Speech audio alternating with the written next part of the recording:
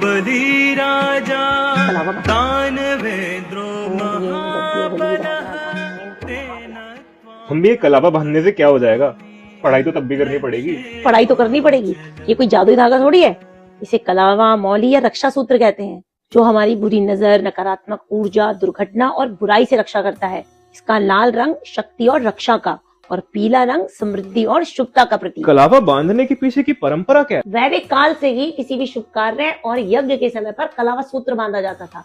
जैसे आज भी हम बांधते हैं, हमारे घरों में पूजा होती है, मंदिर जाते हैं तो पंडित जी कलावा बांधते हैं ना। जैसे आज मैंने तेरा कलावा बांधा, कभी पापा बांध देते हैं। तो इस रक्षा सूत्र के पीछे की कोई कहानी भी होगी? असुर वंश के राजा थे बलि, जो बहुत ही शक्तिशाली और दानी थे। उन्होंने अपनी पावर से तीनों लोगों पर विजय प्राप्त कर ली।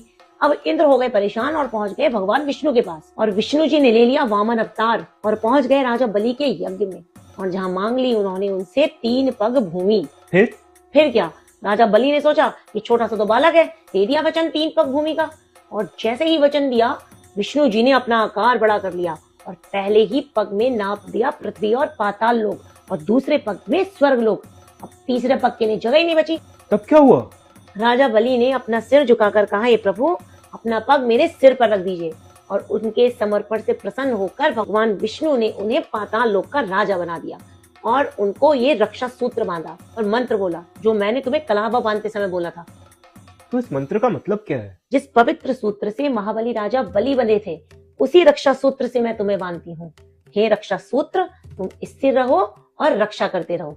कलावा मेरे दाहिने हाथ में है, लेकिन आपने बाएं हाथ में बांधा हुआ है, ऐसा क्यों?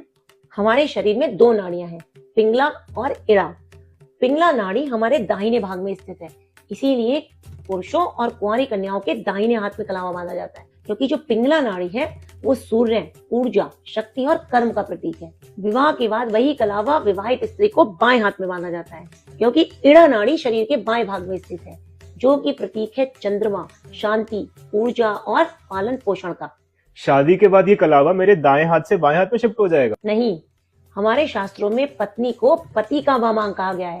जैसे अर्धनारीश्वर में माता पार्वती भगवान शिव के बाएं भाग में विराजमान है। मैंने इसे कई बार लपेटा है, ऐसा क्यों? कलावे को हम 3, 5 और 7 बारी लपेटते हैं। 3 का मतलब है ब्रह्मा विष्णु महेश, हमारे त्रिदेव। 5 का मतलब पंच तत्व, और 7 का मतलब सप्तऋषि, सप्तलोक, सप्त स्वर और 7 फेरे। अच्छा, तो एक कलावा बांधने का कोई साइंटिफिक रीजन भी है? बिल्कुल है।